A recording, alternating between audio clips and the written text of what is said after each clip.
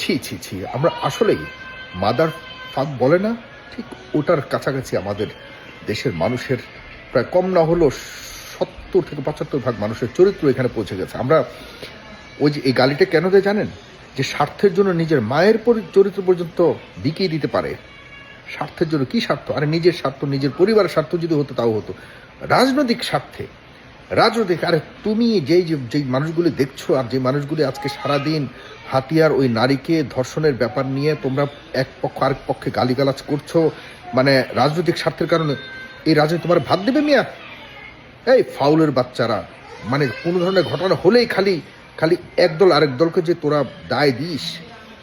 একটাবার এই সকল পক্ষ চিন্তা করছিস যে যেই নারীটা ধর্ষিত হয়েছে, এই নারীটাকে আদতে ধর্ষিত যদি হয়ে থাকে তাহলে নারীটার কি হবে? এই নারীটার উপর দিয়ে যে নির্যাতন গেছে সেই নারীটার কি হবে? আর রাজনৈতিক পরিচয় নিয়ে একে অপরকে কাদা ছোড়াছুড়ি হচ্ছে। আর একটা নারী ধর্ষিত হয়েছে সেটা গৌণ হয়ে যাচ্ছে। বলা হচ্ছে যে যে নারী ধর্ষিত হয়েছে সে কি কারণে ধর্ষিত হয়েছে এটা নিয়ে বিষয় আলোচনা হচ্ছে। আর আরেকটা বিষয় আলোচনা হচ্ছে যে কোন দলের মানুষ ধর্ষণ করেছে। ঠিক সেম। তাহলে কি ফ্যাসিস্ট আমলের সাথে তোদের পরিবর্তনটা কোথায় আমাকে বলতে পারবি? যে মানুষগুলি এখন চিল্লাফাল্লা করছে, তোদের মায়ের সাথে বোনের সাথে যদি এরকম হতো তোরা কখনো দেখতি কোন দলের কোন রাজনৈতিক কারণে বা কি কারণে তোদের ঘরের মানুষের সাথে এমন ধর্ষণের মতো কোনো কিছু করেছে এই প্রশ্ন করতি? নাকি তোরা বলতি যে আমার মা বা আমার বোন ধর্ষিত হয়েছে, এটার বিচার চাই, যে করেছে তার ফাঁসি চাই, ফাঁসি দিতেই হবে? এই ধর্ষণের প্রশ্নে, ধর্ষণের বিপরীতে কারো কোনো ধরনের কোনো স্ট্যান্ড নেয়ার কোনো সাহস বা কোনো যুক্তি নাই। সেখানে না কথা বলে সবাই এই ধর্ষণের ঘটনা নিয়ে আমি দেখতে পাচ্ছি খুব মানে হতভম্ব হয়ে গেছি যে একটা নারী ধর্ষিত হয়েছে, সেই নারীটার কি হবে, তাকে যে ধর্ষণ করা হয়েছে এই নারীর ভবিষ্যতে কী হবে, তার পরিবারের কী হবে, তার সামাজিক অবস্থানের কী হবে। এবং এই ধরনের একটা ঘটনা ঘটলো, যে লোকটা যারাই ঘটিয়েছে তাদেরকে কত দ্রুত আইনশৃঙ্খলা রক্ষাকারী বাহিনী তাদেরকে অ্যারেস্ট করবে, বিচারের সম্মুখীন করবে, তাদেরকে ফাঁসিতে ঝুলাতে হবে। এই দাবিকে পাশে রেখে আমরা দলগুলি ওই ধর্ষকের পরিচয় এবং ধর্ষককে নিজেদের রাজনৈতিক স্বার্থের কারণে বাঁচাবার যে ধরনের আমরা যুক্তিকে দাঁড় করাচ্ছি যে হ্যাঁ এটা করে নাই, অমুকে করেছে, কারণ হলো ওইটা। আরে সব কারণ ঊর্ধ্বে তো ওই নারী ধর্ষিত হয়েছে কিনা, যদি হয়ে থাকে 3বার বলছি। কারণ পলিটিক্স এতটা বাজে হয়ে গেছে, পলিটিক্যাল প্র্যাকটিস আমাদের দেশে যে কোনো কিছুর বিনিময়ে হলো রাজনৈতিক কারণে আমরা যে কোনো ধরনের অবস্থায় আমরা যেতে পারি, যে কোনো ধরনের অঘটন ঘটাতে পারি। এটি আমাদের দেশের জন্য মারাত্মক একটি বিষয়, আমাদের প্রজন্মের জন্য ভয়ঙ্কর একটি বিষয়, এই দেশের ভবিষ্যতের জন্য রাজনৈতিক ভয়ঙ্কর বিষয়। আমরা ফ্যাসিস্ট আমল থেকে যে আমল চেয়েছিলাম, এই আমলে আদতে কি যাচ্ছি? ওই অঞ্চলে সুবর্ণচরে এর আগে নোয়াখালীতে আরেকটি ঘটনা ঘটেছিল আওয়ামী লীগের আমলে। এই ঘটনাটা কি ঘটেছে না ঘটেছে, কি কারণে ঘটেছে, তার চেয়ে বড় কথা হলো এই একজন নারী ধর্ষিত হয়েছে, তার ব্যাপারে সবাই সোচ্চার হতে হবে। আর এই নারী ধর্ষিত হয়েছে কি হয়নি এটা জানবার জন্য আমাদের আমেরিকা যেতে হবে না। এই নারীর ডাক্তারি পরীক্ষা করলে কালকে 24 ঘন্টার ভিতরে আমরা জানতে পারবো তাকে কয়জন ধর্ষণ করেছে এবং তার সাথে আসলে এই ঘটনা ঘটেছে কিনা। যদি ঘটে থাকে, যেই করেছে তার ফাঁসি অবশ্যই নিশ্চিত করতে হবে। আর আমাদের মানসিকতা পরিবর্তন করতে হবে। প্লিজ আপনারা যারা এই যে কোনো ধর্ষণ ঘটনা ঘটলেই যে কারা ঘটিয়েছে, সে কোন দলের, এই পরিচয়টা আগে বের করতে হবে এবং ওইটার বিতর্ক নিয়ে আপনারা যুদ্ধ করবেন। অথচ যেই নারীটা ধর্ষিত হয়েছে সেই বিষয়টাকে গৌণ করে দেখবেন। এর মানে হলো এই যে আপনি ধর্ষণকে কোনো কিছুই মনে করছেন না, আপনার কাছে রাজনীতিটাই সবচেয়ে বড়।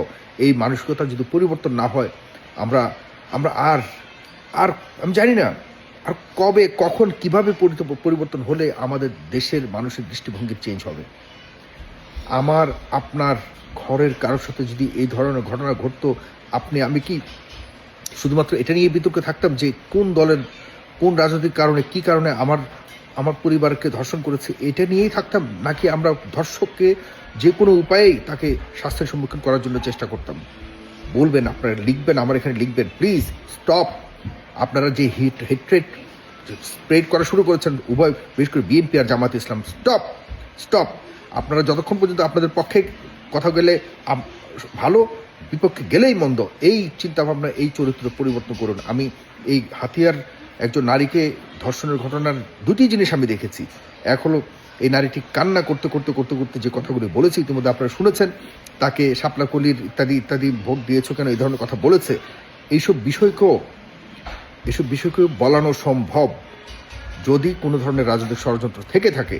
আবার অন্যদিকে একজন পুলিশ অফিসার সেখানকে দায়িত্বে থাকে, সে তার একটি অডিও শুনেছে, সেও বলেছে যে এটি আসলে ধর্ষণের কোনো ঘটনা রাজনৈতিক কারণে নয়, এটি তাদের পূর্বের কোনো ঘটনার কারণে এই ঘটনা ঘটানো যেতে পারে। আমি অবাক হলাম, সেই পুলিশ কর্মকর্তার যে ভয়েস, মানে তাকেও তো বলানো সম্ভব রাজনৈতিক কারণে, তাকে দিয়েও বলানো সম্ভব, সব কিছু বলানো সম্ভব। এই দেশে কোনো কিছু অসম্ভব নাই। রাজনৈতিক স্বার্থে যে কোনো ধরনের পথে যেতে পারে আমাদের দেশের মানুষ, এটি প্রথমে আমি বলেছি।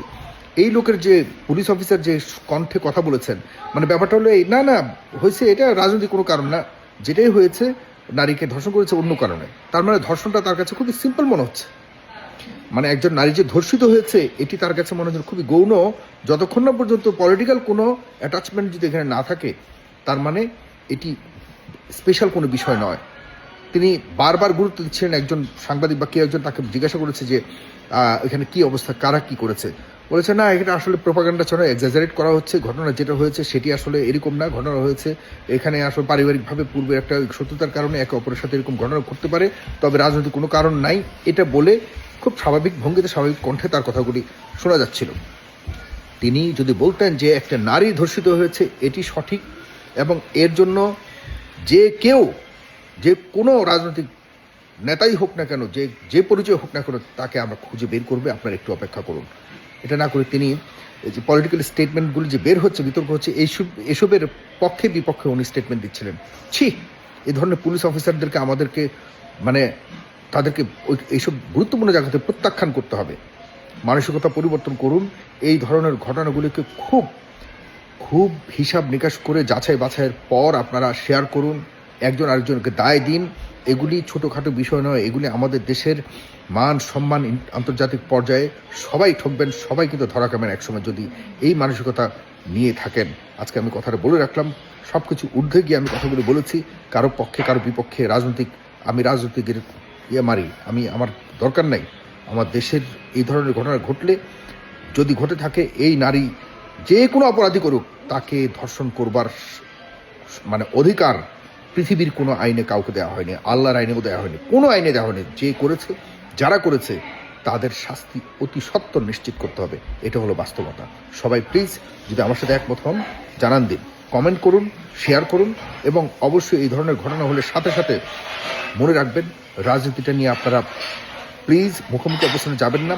মুখোমুখি অবস্থানে গেলে আপনাদের দুই পক্ষের আম এবং ছালা দুটোই হারাবেন, তখন বুঝবেন ঠেলা কাকে বলে। সালাম।